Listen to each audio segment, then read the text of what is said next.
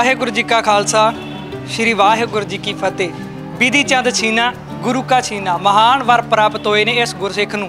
तां अज उस गुरसिख दे पवित्र स्थान ते पहुंचे आ ते उस स्थान दे तुहानूं दर्शन करवा रहे हैं जिहदे नाल एक चौबारा साहिब है ते इतिहास जुड़दा है श्री गुरु हरगोबिंद पातशाह दे नाल।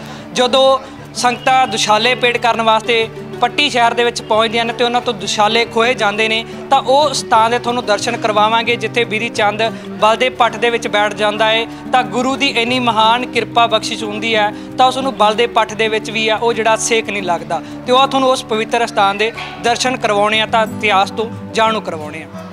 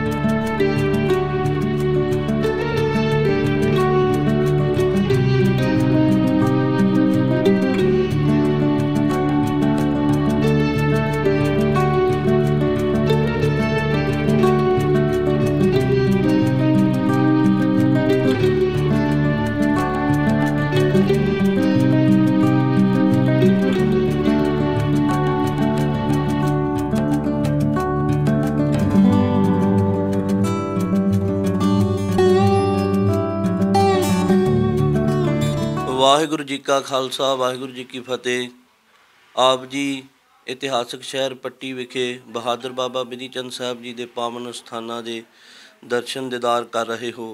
साध संगत, जिस वेले श्री गुरु हरगोबिंद साहब जी महाराज तख्त उपर सुभायमान होए, मीरी पीरी दियां किरपानां उन्होंने पहनियां, गुरु नानक साहब जी के नाम का अकाल बुंगा तख्त साजिया। उस वेले महाराज ने सिखां नूं हुक्म कीता सी कि वध तो वध अमुलक भटावां गुरु घर वास्ते अर्पण कीतियां जान। माधो सोढी सिख होए पंजवें पातशाह दे, जिन्हां ने उस समय कश्मीर दे अंदर सिक्खी का प्रचार किया। कश्मीर की सारी संगत ने भी महाराज वास्ते अमुलक भटावां 3 दुशाले तैयार किए। दुशाले हुंदे आ 2 शालां दे नाल जोड़ के सोने दीयां तारां दे बने, जो बैठण दे जां उपर लैण दे काम आउंदे। सो संगतां अमुलक भटावां लैके श्री अमृतसर साहब पहुँचे। उत्थे बाबा बुढ़ा साहब जी सेवा करवा रहे सन। पता लगा कि सतगुरु साहब जी महाराज तां भाई की डरोली मोगे विखे अपने सांढू साईं दास जी ते तिन्हां दे गृह विखे, उन्हां दे नवें गृह विखे चरण पाउण वास्ते महाराज गए हुए हैं। सो सिख संगतां उत्थों तरन तारण साहब ते फिर पट्टी पहुँचियां। जिस वेले पट्टी पहुँचियां तो इत्थे बारिश हो गई उस वेले। सो इस करके बारिश होने कारण दुशाले जिहड़े सन वो सलाब गए। कुछ पट्टी दे बार बार बदामी बाग पैंदा सी। साध संगत, उत्थे संगतां ने उतारा किया। 2 दुशाले जिहड़े सन उपरले उन्हां नूं थोड़ा जिहा नुकसान सलाबे होने कारण धुप लगन ते सुकने पाया सुकाउण वास्ते साध संगत ने। उस वेले इत्थों दे हाकम होए मिर्जा बेग सूबेदार, उस दे कुछ सिपाही एहलकार ते मिर्जा बेग। सो उस वेले बाग दे अंदर सैल कर रहे सन। उन्होंने देखा कि सिखां ने अमुलक भटावां जिहड़ियां पाईयां हन दुशाले, ये तां करोड़ां रुपए की कीमत रखते हैं। उस वेले उन्होंने दुशालियां की मंग की। गुरु की संगत ने बेनती की, ये तां साहब श्री गुरु हरगोबिंद साहब जी महाराज के वास्ते हैं, इस करके उन्होंने अर्पण करने वास्ते लै ते उन्होंने अर्पण किए जाणगे। उपरंत उन्होंने धक्के जोरी दुशाले जिहड़े वो खो रहे। एक दुशाला संगतां ने बड़ी जुगती विधि के नाल बचा लिया, जो कि भाई की डरोली सो गुरु हरगोबिंद साहब जी महाराज नूं संगतां ने अर्पण किया। नाल ही संगतां ने दुख ज़ाहिर किया कि महाराज साडी भेटा जिहड़ी वो खोई गई है। गुरु साहब जी महाराज ने समझाया कि तुहाडी भेटा तो उदों ही प्रवान हो गई जदों तुसीं कश्मीर तो चले सी। उस वेले तजवीज़ होई जंग करन दी, सो वापस लैन दी। दुशाले किसी ने कुछ सलाह दी, किसी ने कुछ। तो सिख सो इनू बैठे हुए सन। गुरु हरगोबिंद साहब जी महाराज कहन लगे कि तो साडा सिख बहादुर बाबा विधि चंद साहब ਆਪਣੀ ਜੁਗਤੀ ਵਿਧੀ ਦੇ ਨਾਲ ਹੀ ਕਾਰਜ ਕਰ ਸਕਦੇ ਹਨ। ਉਸ ਵੇਲੇ ਮਹਾਰਾਜ ਨੇ ਬਾਬਾ ਜੀ ਵੱਲ ਦੇਖਿਆ ਤਾਂ ਬਾਬਾ ਜੀ ਹੱਥ ਜੋੜ ਕੇ ਖੜੇ ਹੋ ਗਏ। ਉਹਨਾਂ ਨੇ ਸੋ ਬੇਨਤੀ ਕੀਤੀ, ਮਹਾਰਾਜ ਆਪਕਾ ਹੁਕਮ ਸਿਰ ਮੱਥੇ, ਪਰ ਜਿਹੜਾ ਇੱਕ ਦਸ਼ਾਲਾ ਹੈ ਉਹ ਆਪ ਕਿਰਪਾ ਕਰਕੇ ਮੈਨੂੰ ਦੇ ਦਿਓ। ਉਹ ਇੱਕ ਦਸ਼ਾਲਾ ਲੈ ਕੇ ਭਾਈ ਕੀ ਡਰੋਲੀ ਤੋਂ ਬਹਾਦਰ ਬਾਬਾ ਬਿਧੀ ਚੰਦ ਸਾਹਿਬ ਪਹਿਲਾਂ ਆਪਣੇ ਨਾਨਕੇ ਸਰਿਹਾਲੀ ਪਹੁੰਚੇ। ਅਗਲੇ ਦਿਨ ਉਹਨਾਂ ਨੇ ਵਪਾਰੀ ਦਾ ਸੋ ਭੇਸ ਧਾਰਨ ਕਰਕੇ ਪੱਟੀ ਵਿਖੇ ਆਉਣਾ ਕੀਤਾ। ਹੋਕਾ ਦੇਣ ਲੱਗੇ, ਦਸ਼ਾਲਾ ਲੈਣਾ, ਦਸ਼ਾਲਾ ਮੈਂ ਵੇਚਣਾ ਹੈ। ਸੋ ਇਉਂ ਵਪਾਰੀ ਬਣ ਕੇ ਹੋਕਾ ਦਿੰਦੇ ਫਿਰਦੇ। ਜਿਸ ਸਥਾਨ 'ਤੇ ਆਪ ਦਰਸ਼ਨ ਕੀਤੇ ਹਨ ਆਪ ਨੇ, ਗੁਰਦੁਆਰਾ ਚੁਬਾਰਾ ਸਾਹਿਬ, ਸੋ ਉਹ ਉਸ ਵੇਲੇ ਦਾ ਜ਼ਮੀਨ ਦਾ ਲੈਵਲ ਸੀ ਸਾਧ ਸੰਗਤ। ਉੱਥੇ ਸੋ ਮਿਰਜ਼ਾ ਬੇਗ ਦਾ ਘਰ ਸੀ। ਸੋ ਹਾਕਮ ਜਿਹੜੇ ਉਹ ਬੈਠੇ ਹੋਏ, ਉਹਨਾਂ ਨੇ ਵਪਾਰੀ ਨੂੰ ਪੁੱਛਿਆ ਕਿ ਤੂੰ ਕਿਸ ਤਰ੍ਹਾਂ ਦੇ ਜਿਹੜੇ ਉਹ ਦਸ਼ਾਲੇ ਵੇਚਦਾ। ਤਾਂ ਉਹਨਾਂ ਨੇ ਆਪਣਾ ਦਸ਼ਾਲਾ ਜਿਹੜਾ ਕੱਢ ਕੇ ਵਿਖਾਇਆ। ਕਹਿਣ ਲੱਗੇ ਇਹਦੇ ਨਾਲ ਦਾ ਹੂ ਬਹੂ ਦਸ਼ਾਲੇ ਜਿਹੜੇ ਸਾਡੇ ਪਾਸ ਹਨ। ਤਾਂ ਬਹਾਦਰ ਬਾਬਾ ਬਿਧੀ ਚੰਦ ਸਾਹਿਬ ਜੀ ਨੇ ਉਹ ਦਸ਼ਾਲੇ ਦੇਖ ਲੈ ਵੀ ਇਹਨਾਂ ਦੇ ਪਾਸ ਹਨ, ਪਰ ਮੁੱਲ ਨਾ ਕੀਤਾ ਕਿਸੇ ਵੀ ਤਰ੍ਹਾਂ ਦਾ, ਇਹ ਜਾਣ ਕੇ ਕਿ ਦਸ਼ਾਲੇ ਇਹਨਾਂ ਦੇ ਘਰ ਦੇ ਵਿੱਚ ਹੀ ਹਨ। ਉਪਰੰਤ ਬਾਬਾ ਬਿਧੀ ਚੰਦ ਸਾਹਿਬ ਜੀ ਨੇ ਇੱਕ ਹੋਰ ਜੁਗਤੀ ਵਿਧੀ ਜਿਹੜੀ ਉਹ ਖੇਡਣਾ ਕੀਤੀ। ਆਪਣੇ ਸਰੀਰ ਉੱਪਰ ਉਹਨਾਂ ਨੇ ਜਨਾਨੀ ਲਿਬਾਸ ਧਾਰਨ ਕਰਨ ਵਾਸਤੇ ਕਾਲੇ ਰੰਗ ਦੀ ਸੂਫ ਲੈ ਕੇ ਬੁਰਕਾ ਬਣਾਇਆ। ਸੁੰਦਰ ਜਿਹੜਾ ਉਹ ਜੋੜਾ ਬਣਾਇਆ, ਪਹਿਨ ਕੇ ਤਕਰੀਬਨ 1-2 ਦਿਨਾਂ ਤੱਕ ਫਿਰ ਬਹਾਦਰ ਬਾਬਾ ਬਿਧੀ ਚੰਦ ਸਾਹਿਬ ਜੀ ਉਹਨਾਂ ਦੇ ਹਾਕਮਾਂ ਦੇ ਘਰ ਜਿਹੜਾ ਪਹੁੰਚੇ। ਉਸ ਵੇਲੇ ਉਹ ਬਾਹਰ ਬੈਠੇ ਹੋਏ ਸਨ। ਉਹਨਾਂ ਨੇ ਸੋਚਿਆ ਕਿ ਕੋਈ ਬੇਗਮ ਜਿਹੜੀ ਮਿਲਣ ਵਾਸਤੇ ਆਈ ਹੈ। ਅੰਦਰ ਜਾ ਕੇ ਕੁੰਡਾ ਮਾਰ ਲਿਆ ਅਤੇ ਸ੍ਰੀ ਸਾਹਿਬ ਕੱਢ ਲਿਆ। ਇਹ ਬਚਨ ਕਹਿ ਕੇ ਅਸੀਂ ਔਰਤਾਂ ਦੇ ਉੱਤੇ, ਬਜ਼ੁਰਗਾਂ 'ਤੇ, ਬੱਚਿਆਂ 'ਤੇ ਵਾਰ ਨਹੀਂ ਕਰਦੇ, ਨਾ ਹੀ ਮੇਰਾ ਕੋਈ ਇੱਦਾਂ ਦਾ ਸੋ ਖਿਆਲ ਹੈ, ਪਰ ਤੁਸਾਂ ਸਾਡੇ ਦਸ਼ਾਲੇ ਜਿਹੜੇ ਉਹ ਖੋਏ ਹਨ, ਇਸ ਕਰਕੇ ਇਮਾਨਦਾਰੀ ਦੇ ਨਾਲ ਦਸ਼ਾਲੇ ਜਿਹੜੇ ਉਹ ਵਾਪਸ ਕਰ ਦਿਓ। ਉਸ ਵੇਲੇ ਬੇਗਮਾਂ ਨੇ ਉਹ ਦਸ਼ਾਲੇ ਜਿਹੜੇ ਉਹ ਵਾਪਸ ਕਰ ਦਿੱਤੇ। ਉਪਰੰਤ ਬਹਾਦਰ ਬਾਬਾ ਬਿਧੀ ਚੰਦ ਸਾਹਿਬ ਨੂੰ ਡਰਦਿਆਂ ਹੋਇਆਂ ਕੁਝ ਆਪਣੇ ਗਹਿਣੇ ਵੀ ਜਿਹੜੇ ਉਹ ਭੇਟ ਕਰਨਾ ਕੀਤੇ। ਜਿਸ ਵੇਲੇ ਬਾਬਾ ਜੀ ਚੱਲੇ, ਦਰਵਾਜ਼ੇ ਨੂੰ ਬਾਹਰ ਕੁੰਡਾ ਲਾ ਆਏ। ਕੁਝ ਸਮੇਂ ਤੱਕ ਰੌਲਾ ਪੈ ਗਿਆ। ਉਸ ਵੇਲੇ ਘੜਿਆਲ ਸਨ ਸਾਧ ਸੰਗਤ। ਵੱਡੇ ਵੱਡੇ ਸ਼ਹਿਰਾਂ ਦੇ ਵਿੱਚ ਜਦੋਂ ਕੋਈ ਘਟਨਾ ਵਾਪਰਦੀ ਸੀ ਤਾਂ ਘੜਿਆਲ ਵਜਾ ਦਿੱਤਾ ਜਾਂਦਾ ਸੀ। ਉਹਨਾਂ ਨੇ ਘੜਿਆਲ ਵਜਾ ਦਿੱਤਾ, ਸ਼ਹਿਰ ਦੇ ਦਰਵਾਜ਼ੇ ਜਿਹੜੇ ਉਹ ਬੰਦ ਹੋ ਗਏ। ਬਹਾਦਰ ਬਾਬਾ ਬਿਧੀ ਚੰਦ ਸਾਹਿਬ ਇੱਥੇ ਪਹੁੰਚੇ ਕਿਉਂਕਿ ਬਾਬਾ ਜੀ ਸਾਰੇ ਇਲਾਕੇ ਨੂੰ ਚੰਗੀ ਤਰ੍ਹਾਂ ਜਾਣਦੇ ਸਨ। ਉਹਨਾਂ ਦੇ ਨਾਨਕੇ ਸਰਿਹਾਲੀ ਸਨ। ਜਨਮ ਉਹਨਾਂ ਦਾ ਛੀਨੇ ਪਿੰਡ ਦਾ ਹੋਇਆ ਸੀ। ਇਸ ਕਰਕੇ ਉਹਨਾਂ ਦਾ ਇੱਕ ਇੱਥੇ ਮਿੱਤਰ ਉਮਰਾ ਨਾਮ ਦਾ ਪਠਿਆਰਾ ਦਾਣੇ ਭੁੰਨਦਾ ਸੀ। ਬਾਬਾ ਜੀ ਨੇ ਉਹਦੇ ਪਾਸੋਂ ਲੁਕਣ ਵਾਸਤੇ ਜਗ੍ਹਾ ਪੁੱਛੀ।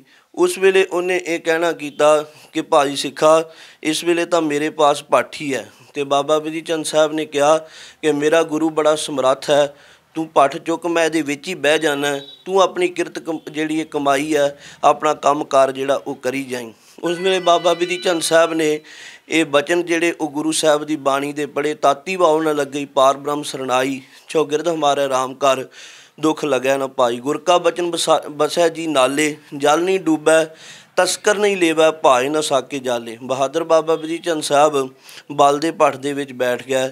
ਉਸ ਵੇਲੇ ਸਾਧ ਸੰਗਤ ਭਾਈ ਕੀ ਡਰੋਲੀ ਅਖੀਰਲਾ ਪਹਿਰ ਚੱਲ ਰਿਹਾ ਸੀ। ਦਿਨ ਦਾ ਤਕਰੀਬਨ 3 ਵਜੇ ਤੋਂ ਬਾਅਦ ਦਾ ਹੀ ਸਮਾਂ। ਸੋ ਗੁਰੂ ਹਰਗੋਬਿੰਦ ਸਾਹਿਬ ਜੀ ਮਹਾਰਾਜ ਨੇ ਕਹਿਣਾ ਕੀਤਾ ਕਿ ਸਿੱਖੋ, ਸਾਡੇ ਸਰੀਰ ਨੂੰ ਸੇਕ ਲੱਗਦਾ, ਸਾਡੇ ਸਰੀਰ ਉੱਪਰ ਜਲਦੀਆਂ ਗਾਗਰਾਂ ਜਿਹੜੀਆਂ ਉਹ ਪਾਓ। ਉਸ ਵੇਲੇ ਮਹਾਰਾਜ ਸੁਭਾਇਮਾਨ ਹੋ ਗਏ। ਉਹ ਗਾਗਰ ਅਜੇ ਵੀ ਸਾਈਂ ਜੀ ਦੇ ਪਰਿਵਾਰ ਦੇ ਪਾਸ ਹੈ। ਸੋ ਜਿਸ ਦੇ ਨਾਲ ਸੰਗਤਾਂ ਨੇ ਗੁਰੂ ਹਰਗੋਬਿੰਦ ਸਾਹਿਬ ਜੀ ਦੇ ਸਰੀਰ ਉੱਪਰ ਗਾਗਰਾਂ ਜਿਹੜੀਆਂ ਉਹ ਜਲਦੀਆਂ ਪਵਾਈਆਂ। ਉੱਥੇ ਗਾਗਰਾਂ ਜਲਦੀਆਂ ਪਵਾ ਕੇ ਇੱਥੇ ਲੱਗਣ ਦੇਤ ਨਾ ਸੇਕ ਦੇ ਮਾਂ ਵਾਕ ਅਨੁਸਾਰ ਸਤਿਗੁਰਾਂ ਨੇ ਬਹਾਦਰ ਬਾਬਾ ਬਿਧੀ ਚੰਦ ਸਾਹਿਬ ਨੂੰ ਬਲ ਦੇ ਭੱਠ ਦੇ ਵਿੱਚ ਸੇਕ ਨਹੀਂ ਲੱਗਣ ਦਿੱਤਾ।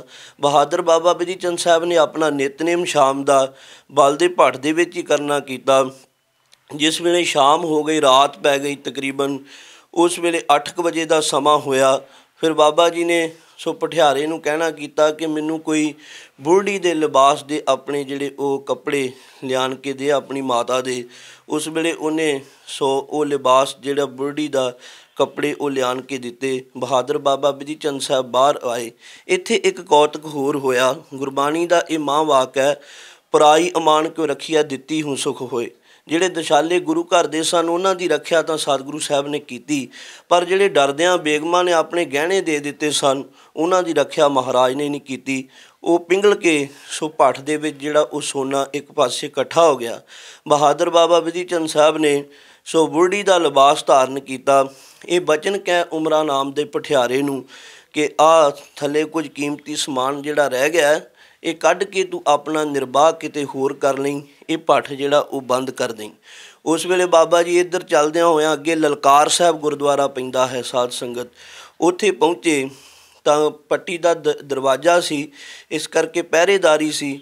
ਉਹਨਾਂ ਨੂੰ ਕਹਿਣ ਲੱਗੇ ਕਿ ਮੈਂ ਬਜ਼ੁਰਗ ਹਾਂ, ਮਾਤਾ ਮੈਨੂੰ ਦਸਤ ਲੱਗੇ ਹੋਏ, ਇਸ ਕਰਕੇ ਮੈਂ ਬਾਹਰ ਬਹਿਣ ਜਾਣਾ ਚਾਹੁੰਦੀ ਹਾਂ। ਸਿਪਾਹੀਆਂ ਨੇ ਕਿਹਾ ਕਿ ਇਸ ਵੇਲੇ ਬੜਾ ਸਖਤ ਹੁਕਮ ਹੈ, ਕੋਈ ਵਾਰਦਾਤ ਜਿਹੜੀ ਉਹ ਵਾਪਰ ਗਈ ਹੈ, ਇਸ ਕਰਕੇ ਤੈਨੂੰ ਜਾਣ ਨਹੀਂ ਦਿੱਤਾ ਜਾਏਗਾ। ਤੇ ਕਹਿਣ ਲੱਗੇ ਜੇ ਇਹ ਗੱਲ ਹੈ ਫਿਰ ਮੈਂ ਇੱਥੇ ਹੀ ਬਹਿ ਜਾਣੀ। ਉਸ ਵੇਲੇ ਉਹਨਾਂ ਬਜ਼ੁਰਗ ਜਾਣ ਕੇ ਥੋੜ੍ਹਾ ਜਿਹਾ ਦਰਵਾਜ਼ੇ ਤੋਂ ਬਾਹਰ ਕੀਤਾ, ਬਾਹਰ ਹੋ ਕੇ ਸ੍ਰੀ ਸਾਹਿਬ ਜਿਹੜੀ ਉਹ ਕੱਢ ਲਈ ਅਤੇ ਲਲਕਾਰ ਕੇ ਕਿਹਾ ਕਿ ਮੈਂ ਕੋਈ ਬੁਰੜੀ ਨਹੀਂ, ਮੈਂ ਗੁਰੂ ਹਰਗੋਬਿੰਦ ਸਾਹਿਬ ਦਾ ਸਿੱਖ ਬਿਧੀ ਚੰਦ ਹਾਂ। ਤੁਸੀਂ ਸੋ ਸਾਡੇ ਤੋਂ ਧੱਕੇ ਜ਼ੋਰ ਨਾਲ ਦਿਸ਼ਾਲੇ ਜਿਹੜੇ ਉਹ ਖੋਹ ਲਏ ਸੀ, ਅਸੀਂ ਬਿਨਾਂ ਜੰਗ ਦੇ, ਬਿਨਾਂ ਫਸਾਦ, ਬਿਨਾਂ ਝਗੜੇ ਤੋਂ ਆਪਣੀ ਯੁਕਤੀ ਨਾਲ, ਗੁਰੂ ਦੀ ਕਿਰਪਾ ਦੇ ਨਾਲ ਮੈਂ ਦਿਸ਼ਾਲੇ ਜਿਹੜੇ ਉਹ ਪ੍ਰਾਪਤ ਕਰਕੇ ਸੋ ਇੱਥੋਂ ਜਾ ਰਿਹਾ। ਅਗਰ ਕਿਸੇ ਪਾਸ ਜਿਹੜਾ ਉਹ ਦਮ ਹੈ, ਜ਼ੋਰ ਹੈ, ਇਸ ਵਕਤ ਭਾਈ ਕੀ ਡਰੋਲੀ ਮੋਗੇ ਦੇ ਪਾਸ ਸਤਿਗੁਰੂ ਸ੍ਰੀ ਗੁਰੂ ਹਰਗੋਬਿੰਦ ਸਾਹਿਬ ਸੁਭਾਇਮਾਨ ਹਨ, ਉੱਥੋਂ ਤੁਸੀਂ ਦਿਸ਼ਾਲੇ ਜਿਹੜੇ ਉਹ ਪ੍ਰਾਪਤ ਕਰ ਸਕਦੇ। ਇਸ ਵੇਲੇ ਫਿਰ ਉਹ ਸਿਪਾਹੀਆਂ ਨੇ ਸੋਚਿਆ ਕਿ ਜੇ ਸਿੱਖ ਦੇ ਨਾਲ ਜੰਗ ਕੀਤਾ, ਸਿੱਖ ਬੜਾ ਬਲੀ ਹੈ, ਸਾਨੂੰ ਮਾਰਦਾ ਹੈਗਾ, ਜੇ ਮਿਰਜ਼ਾ ਬੇਗ ਨੂੰ ਪਤਾ ਲੱਗਾ ਤਾਂ ਉਹ ਸਾਡੇ 'ਤੇ ਸਖਤੀ ਕਰੇਗਾ। ਉਹ ਚੁੱਪ ਹੋ ਗਏ, ਉਹਨਾਂ ਨੇ ਕੁਝ ਵੀ ਨਹੀਂ ਬੋਲਣਾ ਕੀਤਾ।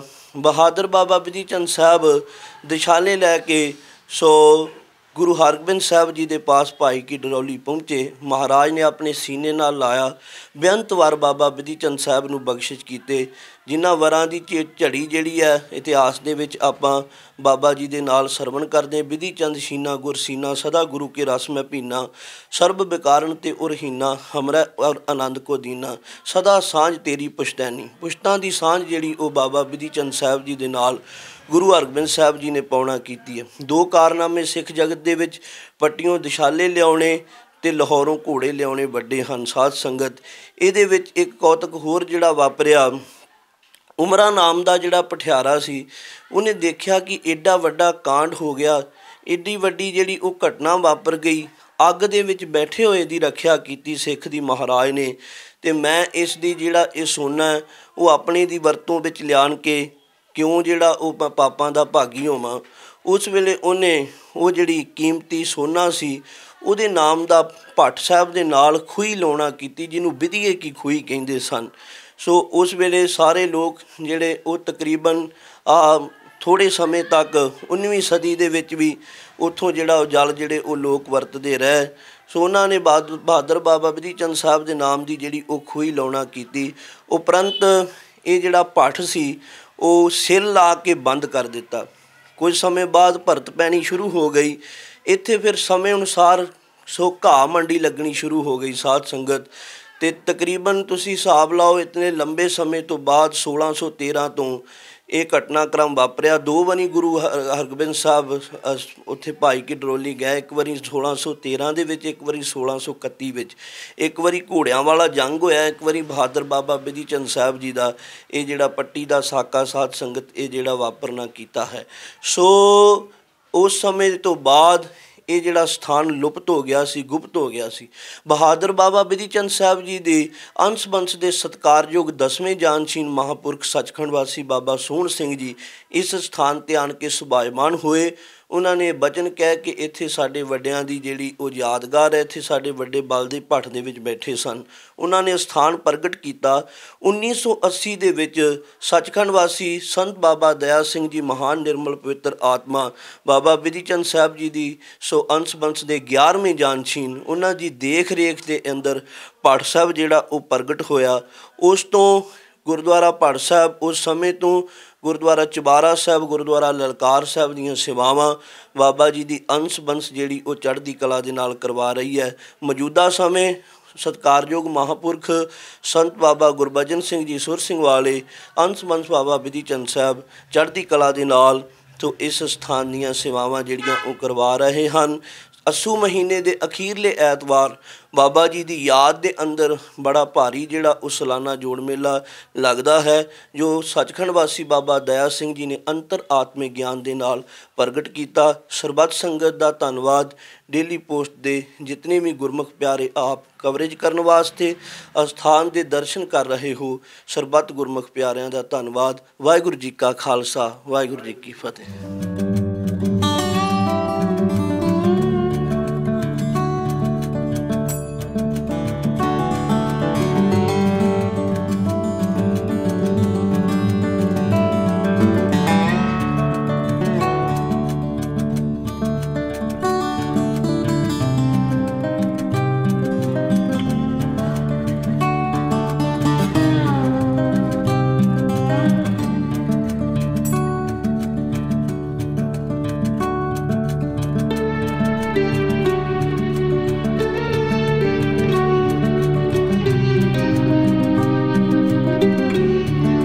ਤੇ ਅੱਜ ਤੁਹਾਨੂੰ ਉਸ ਪਵਿੱਤਰ ਸਥਾਨ ਦੇ ਦਰਸ਼ਨ ਦੀਦਾਰੇ ਕਰਵਾ ਰਹੇ ਹਾਂ ਜਿੱਥੇ ਬਾਬਾ ਬਿਧੀ ਚੰਦ ਬਲ ਦੀ ਪੱਠੀ ਦੇ ਵਿੱਚ ਬੈਠ ਜਾਂਦਾ ਹੈ ਤੇ ਗੁਰੂ ਹਰਗੋਬਿੰਦ ਪਾਤਸ਼ਾਹ ਭਾਈ ਕੀ ਡਰੋਲੀ ਬੈਠੇ ਹੁੰਦੇ ਨੇ ਤੇ ਪਰ ਆਪਣੇ ਸਿੱਖ ਨੂੰ ਜਿਹੜਾ ਉਹ ਸੇਕ ਨਹੀਂ ਲੱਗਣ ਦਿੰਦੇ।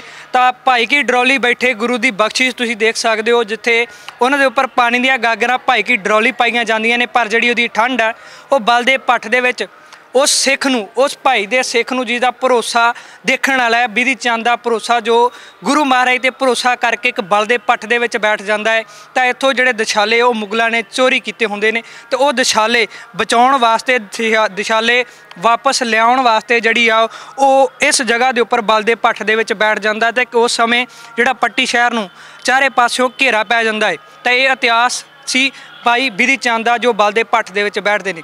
ਤਾਂ ਡੇਲੀ ਪੋਸਟ ਦੀ ਹਮੇਸ਼ਾ ਹੀ ਕੋਸ਼ਿਸ਼ ਹੁੰਦੀ ਹੈ ਤੁਹਾਨੂੰ ਸਿੱਖ ਇਤਿਹਾਸ ਤੋਂ ਜਾਣੂ ਕਰਵਾਇਆ ਜਾਏ ਤੇ ਅੱਜ ਤੁਹਾਨੂੰ ਭਾਈ ਬਿਧੀ ਚੰਦ, ਬਾਬੇ ਬਿਧੀ ਚੰਦ ਦਾ ਇਤਿਹਾਸ ਤੋਂ ਜਾਣੂ ਕਰਵਾਇਆ ਹੈ। ਤਾਂ ਆਸ ਕਰਦੇ ਹਾਂ ਤੁਹਾਨੂੰ ਇਸ ਇਤਿਹਾਸ ਵਧੀਆ ਲੱਗਿਆ ਹੋਗਾ। ਡੇਲੀ ਪੋਸਟ ਦੇ ਨਾਲ ਜੁੜੇ ਰਹੋ। ਕੈਮਰਾਮੈਨ ਕਮਲ ਦੇ ਨਾਲ Gurchet Singh all, daily post Punjabi.